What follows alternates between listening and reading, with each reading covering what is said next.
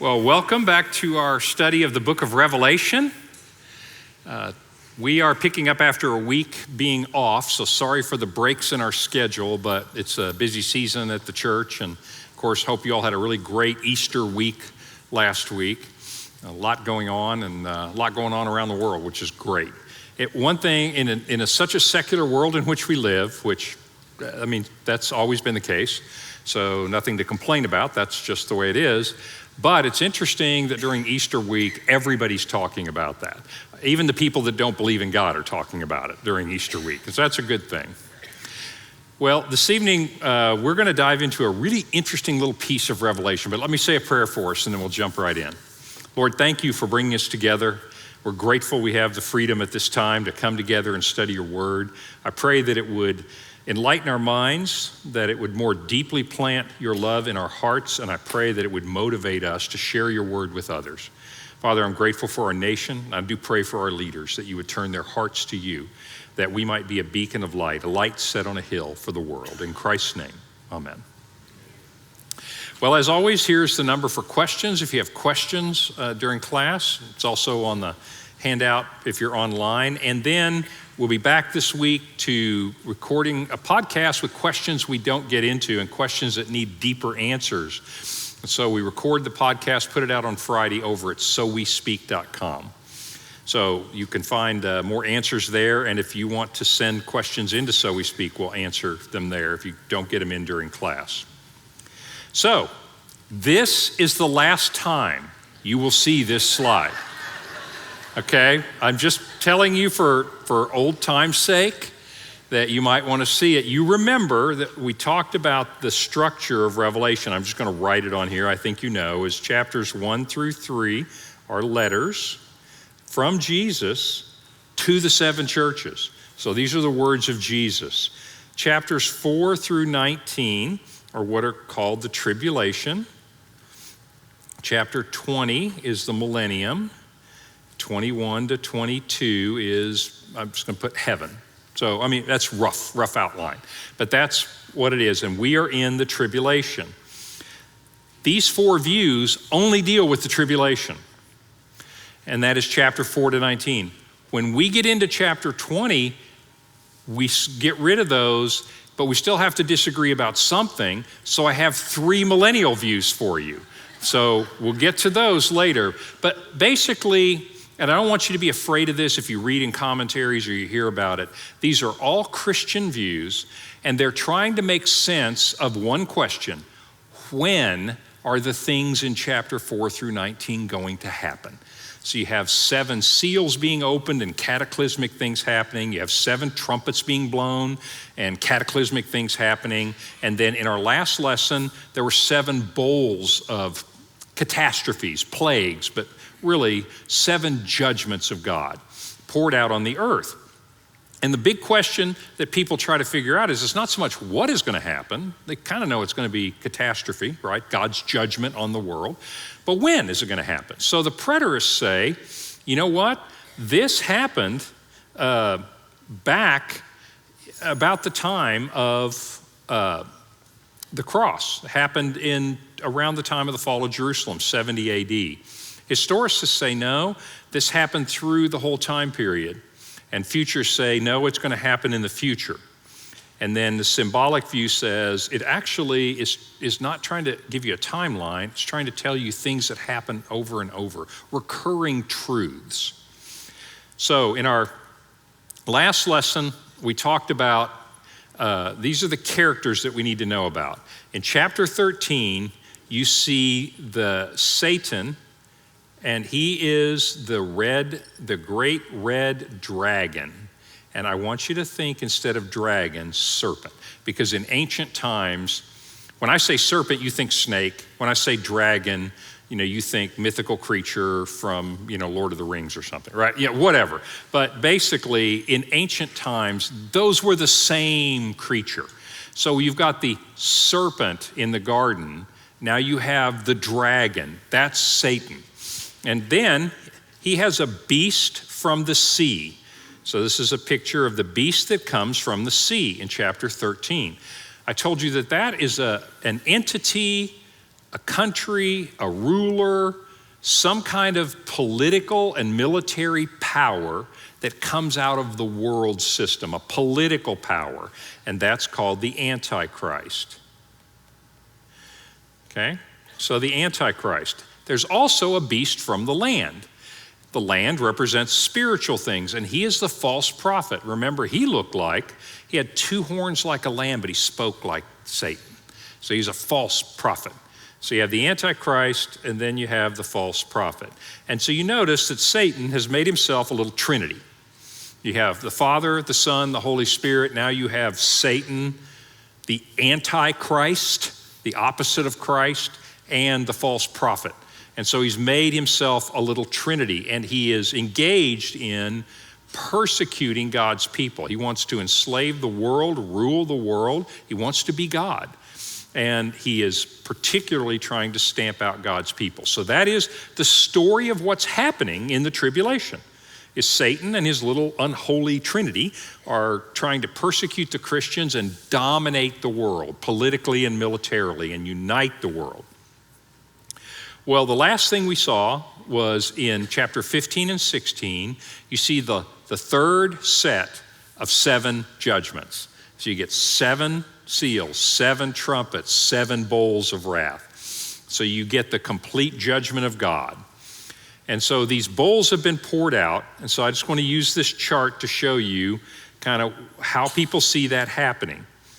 So with the symbolic view, you basically say that chapters 4 through 19 are happening over and over. Hitler's probably an Antichrist figure, someone who has a power trying to kill God's people. So was Attila the Hun. So were many of the Roman emperors. In other words, they're not saying it's untrue. They're just saying, oh, it's really true. It's true over and over and over. Okay, so that's a symbolic view. A historicist view says, no, it's actually all the way from the cross to the second coming of Christ. This is a little secret roadmap. And so as you go through each seal and each trumpet and each bowl, it's moving through history. And we've talked about what some of those connections were. Futurists, different chart for futurists. Futurists think that chapters 4 through 19 are all right here in a 7-year period. So they don't span from the cross of Christ until the second coming. They span only a 7-year period. And so chapter 16, so the bowls, that's a bowl, they're in the second half of the tribulation. And some things happen in the first 3.5 years, some happen in the second 3.5 years. And so the Antichrist shows up in this 7-year period. So just to go back for a second, all of these views are going to converge right here in chapter 19. And what happens in chapter 19? You have the Battle of Armageddon and the second coming of Christ. And whether you're preterist, historicist, futurist, or symbolic, you go, Jesus Christ is coming again. It's literally going to happen at some point. And so all those views converge, and they all say, yeah, we all agree with second coming of Christ, and it's going to happen. That converges in chapter 19. Today, though, I want to be in chapters, so you've got chapter 16 is where you see the bowls. You've got chapter 19 where we have Armageddon and the second coming of Christ. And in between, the book of Revelation wants to say, hold that thought. Okay, so we've got 7 bowls of wrath, the final judgments of God. Antichrist is so upset. He's gathering all these kings of the earth, and in chapter 19, he's going to say, God, let's just do this right now. We're going to have the Battle of Armageddon, and Christ is going to come again. But in between, it's sort of like time out for a commercial break. We want to talk about something else in chapter 17 and 18, and it turns out to be very important. It is the story of a very strange images in chapter 17 and 18. So the bowls are done, Armageddon's going to happen. You've got all the characters. You've got the Antichrist. You've got the dragon. You've got the false prophet. But it says, for just a second, you see this image of the great prostitute, Babylon the Great, riding on the beast. And so as we jump into this, I want you to know that there is a flow going on here, but we're taking a little pause in the flow. And we're going to talk about these images and what is it trying to tell us, and why is it trying to tell us that right before the Battle of Armageddon. So let's dive in and ask questions if I'm not clear, but let's look at what happens in 17.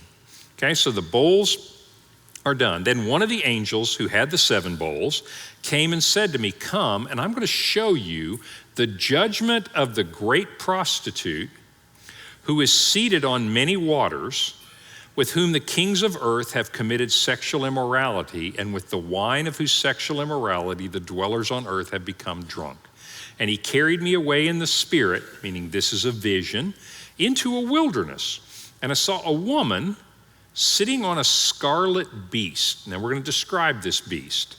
The beast had a lot of blasphemous names written on him. He had 7 heads. He had 10 horns. The woman was arrayed in purple and scarlet, and adorned with gold and jewels and pearls, holding in her hand a golden cup full of abominations and the impurities of her sexual immorality. And on her forehead was written a name of mystery, meaning, this isn't literal, you need to figure out what this means. Babylon the Great, the mother of prostitutes and of all of earth's abominations. And I saw the woman drunk with the blood of the Christians, saints. Christians are saints. The blood of the martyrs of Jesus, the witnesses to Jesus. When I saw her, I marveled greatly.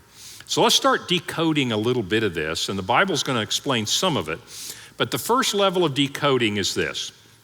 Let me start with this beast. You may not remember this, but if you go back to chapter 13 and you see the beast that came from the sea, the Antichrist, this is the Antichrist. Exact same description. In other words, got the 7 heads, got the 10 horns, got the blasphemous names. And so this is the Antichrist. But sitting on the back of the Antichrist is this prostitute, and all this talk of committing sexual immorality with the kingdoms and the people of the world. So let's pause for a minute, because from the very beginning of the Bible, all the way, Old Testament, all the way through the New Testament, the idea of sexual immorality means 2 things. One, quite literally, sexual immorality. But also it's used as a euphemism, a metaphor for infidelity toward God, faithlessness to God. So for example, sexual immorality can very often mean that we have turned from our God and we've started worshiping another idol. Like we worship money or power or fame. And the Bible says that's like you're committing adultery to God or sexual immorality. So when you see it, it can be very literal, or it can be faithlessness. And frankly, those 2 typically go together. And so it can mean both. So what is this woman then? This woman is someone who has enticed the people of the earth to move away from God and enter into some kind of relationship with things that aren't God, like the Antichrist. In other words, people go and begin to worship the Antichrist and his great power in the world. And so this woman and the Antichrist are linked together, and she represents some kind of an entity, whether it's a world power or a religious power that is in league with the Antichrist. But the purpose of this woman is to pull people away from what's true and what's good and from God, and to say, no, instead you should worship and value the things of the Antichrist. Does that make sense? Anywhere in the Bible you see sexual immorality, it's either literally sexual immorality or often also faithlessness to God. So I want to tell you how the historicists see this woman. John Wesley, John Calvin, Zwingli, all those guys in the 1500s, 1600s, Wesley's a little later, but they're all reformers. And they were protesting, they're Protestants, protesting against the Catholic Church. And I've told you that most of them were historicists. So what do historicists do? They read chapters 4 through 19 and they say, these are people in history. Well, John Wesley lived in the time of the Reformers. He's in the 1700s. And so what does he think this woman on the beast is? Well, he thinks the Antichrist, the beast, is the papacy. Because at that time, the papacy controlled a number of things in the Middle Ages. I mean, they told kings whether they could rule or not. They basically would excommunicate people. They exercised a lot of political power. And those Renaissance popes, the popes at this era, let's just say it was not the finest moment for the Catholic Church, right? So they were abusing that power. And so the reformers, when they read the book of Revelation, they said, that's the Antichrist. They say they're Christian, but they don't act like it at all. And so the papacy, the series of popes were that. So what does he think? He says Benedict XIII, Pope, in his proclamation of the Jubilee in 1725, explains this sufficiently. He's going to quote what the Pope said. The Pope said, this Catholic and apostolical Roman Church, meaning the Roman Catholic Church, is the head of the world, the mother of all believers, the faithful interpreter of God, and mistress of all the churches. He says, so Pope Benedict believes that he is the ruler of the world, the spiritual ruler and the political ruler of the world. And so he says, that's the Antichrist, because they're not telling the truth. Obviously, they didn't think the Catholic Church was preaching the truth. And so he looks at that woman and he says, that's the Roman Catholic Church infrastructure itself. And so the historicists see the papacy, the Roman Catholic Church, very much as the bad players in the book of Revelation. Okay? So that's an interesting quote from John Wesley, and you can see his point of view. But now I want to step back for all the other views. It's kind of important to know about two great cities in history. The first one is Babylon. Why is she called Babylon the Great? She's obviously not a city. And he says, you need to understand this mystery. Like, okay, she's obviously not a city, but why is her name Babylon? And I'm gonna just tell you, in a few minutes, you're also gonna see Rome enter this picture. So let's talk about why does Babylon and why do Rome enter into Revelation, and what do they mean when you see them? So let's go back in history. This is 586 BC. So this is a long time in history. Babylonian Empire, and the capital of the Babylonian Empire was Babylon, which, by the way, is right next door to modern day Baghdad. Baghdad is built like right by the ruins of Babylon, okay? So you kind of have an idea where this is. So Babylon's capital city, Babylonian Empire. What did the Babylonians do to God's people at the time? God's people at the time were Jews. I mean, we're 586 years before Jesus. So what is the essence of Babylon? The Babylonian Empire conquered God's people, conquered the Jews, exiled God's people, meaning put them into slavery and exiled them, but they were slaves, destroyed the temple of God and profaned it, and literally, stone by stone, destroyed the temple of God. So Babylon is not just opposed, they're not just trying to take over the world, which they are, but they want not just to conquer God's people, they want to turn them into slaves. They don't want to just conquer Jerusalem, they want to tear down the temple of their God.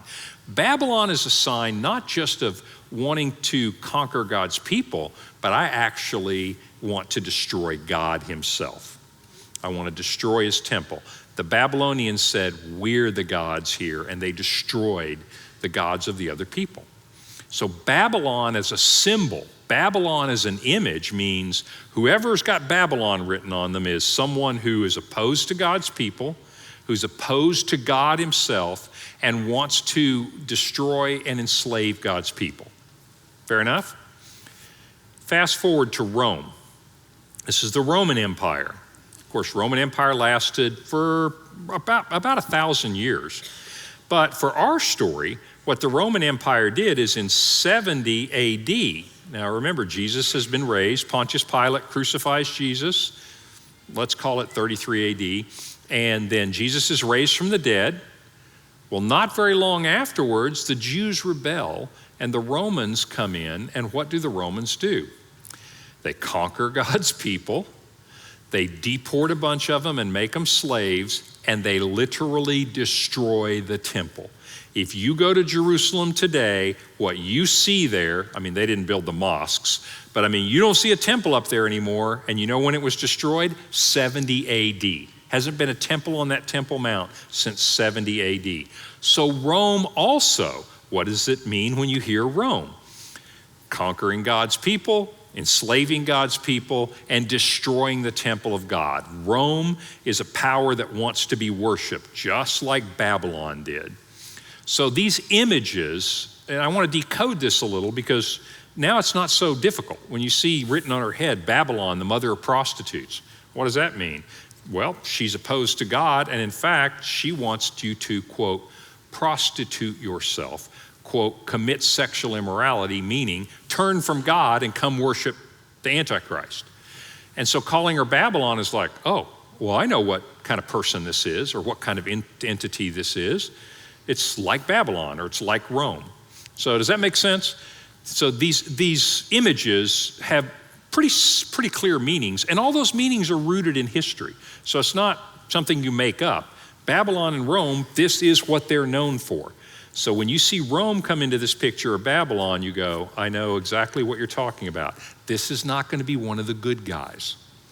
Questions? Yes. Is there a meaning or symbolism to the fact that the beast the woman is seated on does not have any diadems? Well, that's a good question. There's no significance that most commentators place on that, because the beast in 13 does, and diadems, by the way, as opposed to crowns, the two Greek words, diadems are like kingly crowns, political power. Crowns, and I'll tell you the difference when we see it, are more victor's crowns. So a diadem is political power. That's a great question. Most commentators, as a matter of fact, I haven't seen a commentator that considers that to be significant. So for what it's worth, of all the ones I've read, no one seems to take issue with that. Okay, so we've got the woman, and she's some kind of an entity that is going to take people and get them to worship the beast, the Antichrist.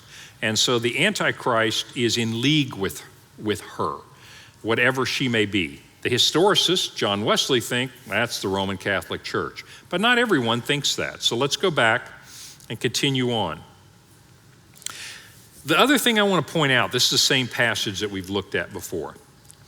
And so you've got the woman, you've got the Antichrist, but one thing I want you to think about is, what is this woman doing? This woman is the one who has persecuted the saints. She has an enemy, that is the people of God. And this woman have committed sexual immorality with her and have become drunk. What does that mean? It means they are all in, lost their minds. They are committed to this woman. This is a little bit subtle, but I just want to point this out in passing. So Satan wants to be God, and he's got a trinity. He's got an opposite of Christ, an antichrist who's going to rule, and he's got a false prophet who's going to go preach. This woman represents his church. What does God have? Father, Son, Holy Spirit, and the body of believers, right? Which we call the church, those who are faithful to God. This woman, in some sense, represents his church. In other words, she's out there getting everybody to worship him, and he goes, my church, my people, all the people on the earth that, quote, worship the Antichrist. Do you see the parallels there? This is Satan's MO. He wants to be God, he wants to be like God, so he has a trinity, and now he has a church. One more thought, because this is going to make a ton of sense next week. But one more thought. So let's just go to the New Testament. The church is often referred to over and over, and will be in, by the way, in the book of Revelation in our next lesson, as the bride of Christ. Meaning, Christ is, so many images. I know you're probably just making connections if you've read the New Testament that, yes, the church is, Christ loved his bride enough to die for her, to make her holy and pure. We will be united with him, not in any literal sense, but because of the intimacy. We will be so intimate. We will know God as he is, and he will know us as we are. And we stand before him, thanks to the blood of Christ, as pure. And so this idea of the church is the bride of Christ. What do you have here? You got Antichrist, prostitute riding on his back. And who is this prostitute? These are his worshipers. Do you see the interesting parallels, but it's sort of like a negative. It's like you see the photo and it looks really good, and you see the negative and all the colors are reversed. That's Satan. That's what's happening here. This woman, one way or another, represents his church. But instead of a bride dressed in white for whom Christ has died, this is a prostitute who commits sexual immorality. And so it's really interesting. This is just kind of a freebie. Okay, but that has no great significance anywhere else. But I just want you to know that Satan is trying to be God and imitate God. And that's a good way to think about who this woman is. Okay, so Bruce Metzger, he is symbolic view. So listen to what he says about this scene of the woman and the Antichrist. The message of the book of Revelation concerns the character and timeliness of God's judgment, not only of people, but also of nations. That's true.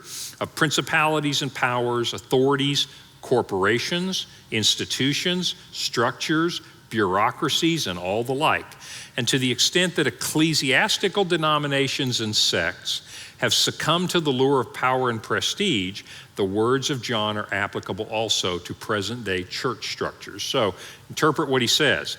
As a symbolic point of view, he says, look, I'm not telling you that's just the Catholic Church, like John Wesley said. I'm just telling you any religious entity that is turning and leading people away from God is the prostitute. And that could have been people in the past. It could be church organizations now. To the extent that they haven't stayed faithful to God, they are. This is what this is talking about, is any entity, any religious entity that leads people away. And any bureaucracy, the Antichrist is any bureaucracy, any government, any corporation that opposes God and oppresses God's people. Remember Babylon and Rome, what do? Oppose God, conquer and oppress his people. Then they are Antichrist. So that's kind of, I wanted to give you a flavor of what do symbolic people think about that view. What do they think about the woman and the Antichrist? They think the same thing, they just don't think it's just the Roman Catholic Church of the Middle Ages. They think anybody who looks like Babylon or looks like Rome. Make sense? Give you a feel for what the symbolic view is. Beale says this, here in a paragraph is the difference between the kingdom of darkness and the kingdom of light.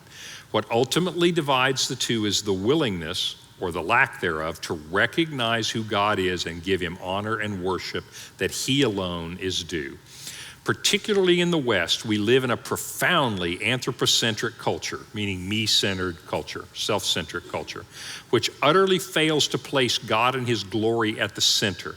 And if we do not resist this, we will find ourselves slipping too easily into the hold of the kingdom of darkness. Also a symbolic view, and what he's saying is that this is relevant to us today. Why am I telling you the historicist and symbolic? Because the futurists don't think this has happened yet. And so we'll get to them. But the symbolic people say, man, this could be happening to us today. Anybody who is acting in that way is a Babylon, is a great prostitute, and is the Antichrist. So symbolic sees this as very, very relevant to today. Historicists see this as relevant to the past. Futurists see it as relevant to the future. Okay? But the angel said to me, remember how he ended, he said, and I was amazed at what I saw. And he says, why are you amazed? I will tell you the mystery of the woman and of the beast with 7 heads and 10 horns that carries her. This is futurist dessert. This is what futurists love, okay? So you futurists out there, we're getting ready to decode what all that stuff means. Okay, so the beast that you saw is not, and is about to rise from the bottomless pit. Oh, this is too good. I mean, this is the Antichrist. What does Christ do? He's killed. He raised from the dead. The beast from the sea, the Antichrist, is described as having a wound that looked like it killed him. Oh, but no, he's alive, as though he came back to life. You remember that in chapter 13? That's what this is saying. He's faking a resurrection because the Antichrist just wants to be like Christ. And so he's going to go, look at me, I raised from the dead. Jesus isn't the only one that can do that. You need to worship me. That's what this is talking about. He's going to try to be like Christ. So he who was, is not, and is about to rise. He's not going to rise to heaven. He's going to rise from the abyss where all the demons are chained up. And he's going to go to destruction. Spoiler alert, he's going to lose. And the dwellers on earth, whose names have not been written in the book of life from the foundation of the world.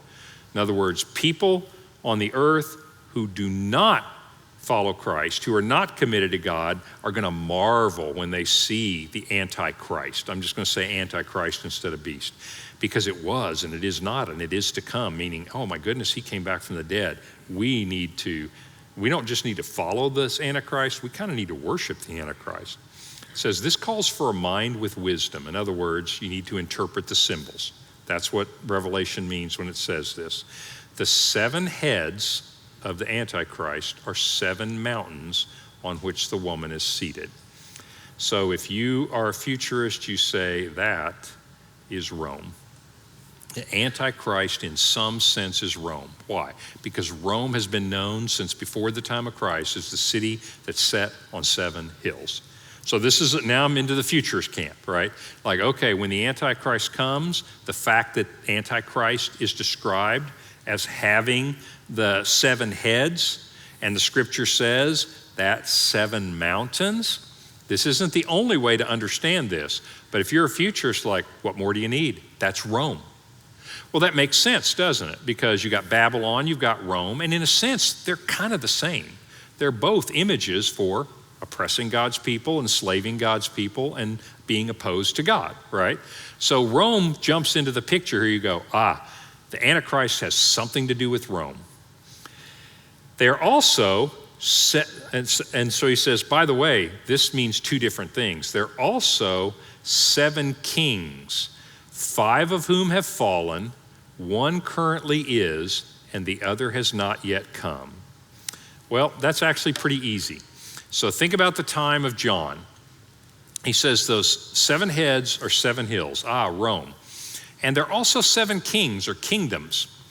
5 of them have already been 5 great kingdoms: Egypt, Assyria, Babylon, Persia, Greece. This is from Daniel's prophecy. I'm just not going to go back there and grab that. But Daniel prophesies the kingdoms that are going to come: Egypt, Assyria, Babylon, Persia, and Greece. One that is Rome, the Roman Empire, right, while John is writing this, and one that is yet to come. And if you're a futurist, the Antichrist kingdom all the way over here in the tribulation in the future. That makes sense? That's how a futurist will understand this. I'm not telling you there's anything wrong with that. I'm just saying this is how you would make sense of that. 5 of those kingdoms already have been, Rome is now, and then skip a long period of time. When the tribulation comes, the Antichrist kingdom will be the 7th great kingdom. 7, oh my goodness, isn't that a symbolic number? And so the point is, it's going to be the last one. It's going to be the totality and the greatest kingdom opposed to God. It's going to be the ultimate Babylon, the ultimate Rome, and God's going to destroy it. But you see where it's the 7th kingdom yet to come. And it's going to happen in a 7-year period in the tribulation in the future. So this is, like I said, this is like dessert, for futurists. And when he comes, he must remain only for a little while. As for the beast that was and is not, it is an 8th, but it belongs to the 7. I just don't want to go into this today, but commentators have a blast with this, but it's very cryptic and no one actually knows. And it goes to destruction. Now the 10 horns, so now we had the 7 heads, and they were hills and they were kingdoms. The 10 horns are 10 kings who have not yet received royal power, but they are to receive authority as kings for 1 hour, together with the Antichrist. So the way futurists understand this, 1 hour is not symbolic of anything other than a short period of time. I mean, it's not like one means anything in Scripture, but 1 hour, okay, short period of time. So for some short period of time, these 10 kings are going to be brought together by the Antichrist into a world power coalition. And commentators will talk to them. They'll name the 10 kings, Xi Jinping in China and Vladimir Putin in Russia, and, just start naming off, the Ayatollah in Iran, and this whole big world group that the Antichrist is going to put together. And he's going to dominate the world, and these are going to be the 10 kings. And they're the ones that are going to challenge God. Finally, he's got his church, right, the prostitute. He's got his little unholy trinity, and now he's got all of his kings and the powers of the earth, and he's ready to challenge God, which is what we'll talk about next week when Armageddon comes. This is the buildup to Armageddon, right? So that's what's happening here. And this pretty much interprets it. So you've got, as I walk through this, text in questions if it's not clear, but I really want this to not be such a big mystery. There are little things in here that you could really quibble about, but this is pretty straightforward. So if you're a historicist, this is the Roman Catholic Church. By the way, if you're a historicist and you don't know what something means, just assume it's the Catholic Church. And then if you're symbolic, it's like, oh my goodness, this is evil. This is opposed to God. And you could sit here and think, I can think of a number of things in history. Well, that's the way symbolic think. It's been true once, it's been true twice, it's been true many times. Futurists are looking for a real coalition, somehow based in Rome. It's going to have something to do with Rome or the Roman Empire, maybe a reconstituted Roman Empire. Futurist interpreters have a lot of speculation about that, and that it's going to be a coalition of 10 great nations, 10 great kings, and they're going to rule the world, and they're going to be very hostile to God's people. So hopefully that kind of decodes that a little bit. And then the angel said to me, the waters that you saw where the prostitute is seated, you may not remember this, says she's seated on the waters and she's seated on the beast. And imagery of Revelation, inconsistency is no problem at all. All right, she's seated on the waters and she's seated on the beast. And he says, I'm going to explain the waters to you too. The waters that you saw where the prostitutes are seated are, count these, peoples, multitudes, nations, and languages. What did we say the number 4 was? 4, these? Earth, the whole totality of the earth. 4 is an earthly number of the created order. So in other words, the prostitute is seated on the water.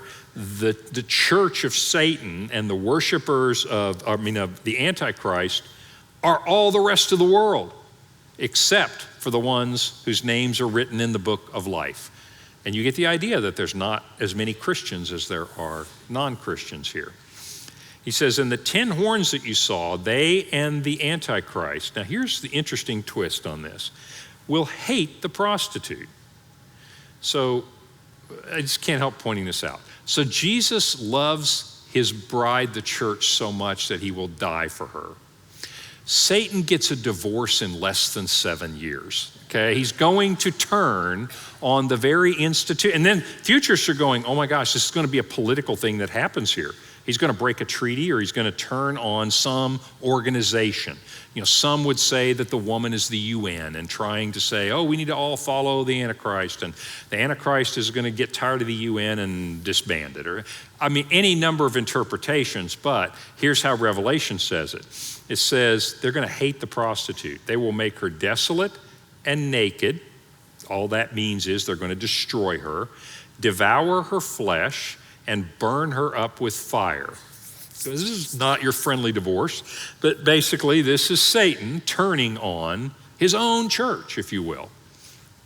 For God has put it into their hearts to carry out his purpose by being of one mind, handing over their royal power to the Antichrist. So the Antichrist somehow through this becomes the new emperor and is ruling all of the world. until the words of God are fulfilled. In other words, what is that telling you? It says, God knows this is going to happen. God is permitting this to happen for a purpose. And the woman that you saw is the great city that has dominion over the kings of the earth. So you get this idea of Babylon. But the interesting idea here is that the Antichrist is so like Satan. There's no loyalty. He's a betrayer. He's a liar. He's a deceiver, just like Satan. That's what Satan means, the adversary, the accuser, the liar. Remember, Jesus said of Satan is that he was a liar and a murderer from the beginning.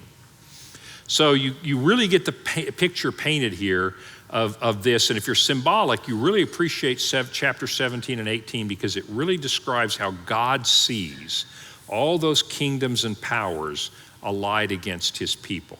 If you're a futurist, you say, this is God telling us exactly what's going to happen during this time period. And it's going to be politics. There's going to be, remember, a lot of futurists think there's going to be nuclear war. And that's what those 7 bowls really are, that's ravaged in the earth. And out of all of that comes the Antichrist, and he's literally going to rule the world politically. After this, I saw another angel coming down from heaven, having great authority, and earth was made bright with his glory. And he called out with a mighty voice, "Fallen, fallen is Babylon the Great.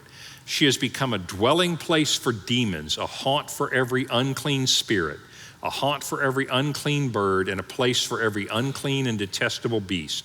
For all the nations have drunk the wine of the passion of her sexual immorality," meaning she has tempted all of the world to worship the Antichrist instead of God. "And the kings of the earth have committed immorality with her," meaning they have been unfaithful and followed her. "And the merchants of the earth have grown rich from the power of her luxurious living." And so you get some hints here, two things here. One is that this system, this world power, this empire, whatever this may be, is really economically and politically motivated, in the sense that the world has benefited economically from association with her, and they've benefited politically from association with her. Now, what happened to the believers? Well, they didn't get the mark of the beast, did they? They're economically persecuted. They can't buy and sell. They have a great deal of hardship. Do they have any political power? No. In fact, the Antichrist is killing Christians. And so you see this huge disparity. And people are going to have a choice to make: follow God and suffer financially and politically, or worship the beast and prosper for a time. And that's the interesting lesson. Fallen is Babylon the Great. When the Antichrist, I'm going to speak like a futurist now. And so when the Antichrist falls, when you get to the end of all these cataclysms and he's got all the power in the world, when he falls, it will be very swift fall. I don't know if, not all of you are old enough to remember this, but some of you are, the quote, fall of the Soviet Union. I just want to make an analogy here, because you remember, this had been going on for a long time. Is America, the Cold War with the communist Soviet Union, and then you get the, Reagan, tear down this wall speech kind of a thing. But there were a lot of things going on, and the Soviet Union collapsed economically and militarily, and it seemed like it happened just like that. I mean, literally you wake up one day and it's like, oh my goodness, the Soviet Union is no longer the Soviet Union, and all these, the Crimea and Belarus and Ukraine, they all split off to become their own things. It's like that kingdom fell, that empire fell overnight, it felt like. That's what this is going to be like. It's going to look to the world like he's all powerful. And just when you think he's all powerful, fallen is Babylon the Great. And the final thing, alas, you great city, you mighty city. She's talking about Babylon, but what is Babylon? The Antichrist kingdom. Babylon, for in a single hour your judgment has come. Meaning no matter, and there's a great lesson for us out of this, no matter how powerful the forces of evil seem to be, no matter how invincible the forces of evil seem to be in our lives, in our world, how invincible they seem to be with Hitler and World War. I'm going to speak like a symbolic person now to make this point. No matter how powerful Nazi Germany seemed to be at the time, no matter how powerful the Roman Empire seemed to be at the time, no matter how powerful, if you're living in North Korea today, Kim Jong-un's, empire seems to be. If you happen to be living in Indonesia and Christians are being killed, no matter how powerful they seem to be, if symbolic point of view is going to encompass all of Christians of all time, take heart from this, because when they seem the most powerful, it will happen quickly, that when God chooses, he will destroy it. The real power is God, not the empire. And so there's a really powerful lesson here and encouragement to Christians in this. Questions? Okay. Is there a school of thought that says that the Roman Empire still exists in some form? Is there a school of thought that thinks that the Roman Empire still exists in some form? Kind of, in this sense. No, not as a political entity. Some futurists think that the Roman Empire will be reconstituted in the sense that it's kind of a worldwide empire. It's really powerful, it's opposed to God, and it persecutes God's people. I mean, that's what Rome means as a symbol, as an image, right? And that's why some people think that the Antichrist will rule from Rome, and that will be the headquarters. So there's a sense, in a political sense, but I'm not aware of anybody who thinks that Rome is politically an entity. But if you think about Rome as the Roman Catholic Church, who does have their headquarters in Rome? Oh my goodness, the Pope. Here come the historicists again. So there are some people who think that the Roman Catholic Church is perhaps what is being referred to here, is that's going to be part of the Antichrist empire, that the Antichrist is going to use religion and political power and put them together. That's a really common thought. And so in that sense, the quote, Roman Empire kind of still exists as the Roman Catholic Church, but not as a political entity. That's a great question. Okay, so you mentioned several countries that are represented, some symbolically, some by name, Babylon. Mm-hmm. Are there future countries or current countries that are mentioned? And then another question, which is similar, which is the greatest country in the world, the U.S., is it mentioned symbolically? Good question. So, well, I'll try to give you a good answer. So my first answer would be no, not in this way, meaning Babylon was a real nation, real empire, really did destroy God's people, destroyed the temple, opposed to God. I know I'm repeating this over and over. I just want you to know this is what this means, all right? Don't think city, think any entity that does this. And Rome was a real place that did that. There is not a reference like that to nations that are here today. But some futurist commentators look at some passages I haven't shown you before. Back in the book of Daniel, and you talk about, you've got Gog and Magog, you've got bears, you've got things that where they're going to take some of those prophecies and interpret it to be countries that are here today. So kind of a qualified, yeah, kinda, but not so clearly as this.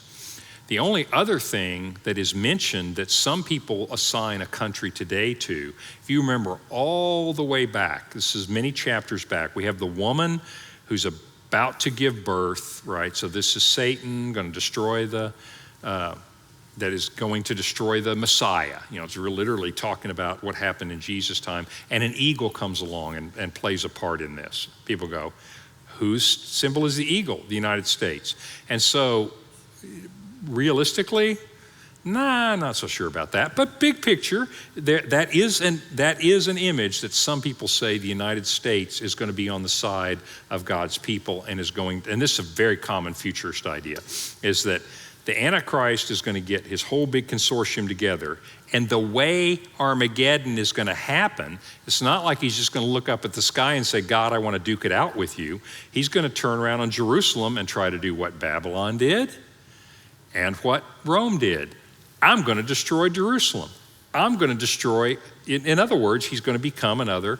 You know what? I'm going to destroy your temple. I'm going to destroy your people. And that's my way of saying, hey, you're not God. Look at me. I'm the one that's strong. I'm the God. And it's very common futurist thought in some circles that the United States will be on the side of Israel against the Antichrist, okay? Largely because of that eagle reference. So not quite the same, but that's also a very subtle and a good question. So nothing like Babylon and Rome. But you can fit almost anybody in here. You can get the Pope in here, you can get anybody in here. Getting lots of questions about when you're going to tell us which one of these beliefs you subscribe to and if you're really going to do that or not. So the answer to that is yes, but not tonight, right? I really am going to tell you, but here's the point. I don't want you, I mean, obviously this is just the way we approach the Bible here. I want you to think about the Bible. I want you to read the Bible. I want you to have the tools to understand the Bible. And on the big issues, all of these views think the same thing. But I do want you to be familiar with different ways to look at it, so when you study, you can engage the Word. The Spirit will do good things in you. Just saying, I think what Terry does. Okay, well, that's good. Maybe that's good, but I don't know the Spirit's going to do anything in you with that. I want you to engage the Scriptures. I'm fine with all four of these views. I don't happen to agree with them, and I'll tell you which one I do at the end. But I do want you just to engage the Scripture and understand how people have looked at this book. And so, is it possible to believe and see truth in all of the perspectives? And is it important that we land on a view?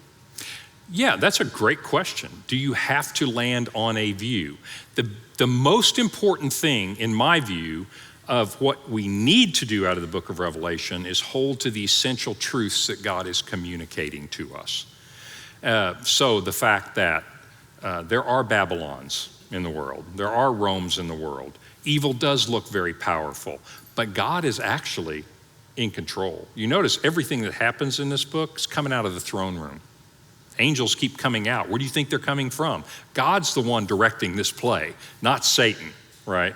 And so that's a powerful story, and it's powerful for me to know that even when my life is hard, even when it seems like I am helpless, God is still in charge of this whole thing, not Satan. Satan will have his day, but he is going to be destroyed. And that is kind of the story of Revelation. So I do think it's important that you take those truths out of it, because they are revealed to us for a purpose.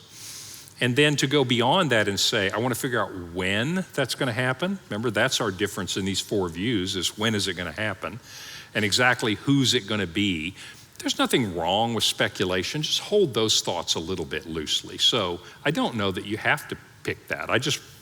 The key is get the truths that God is communicating to us out of it.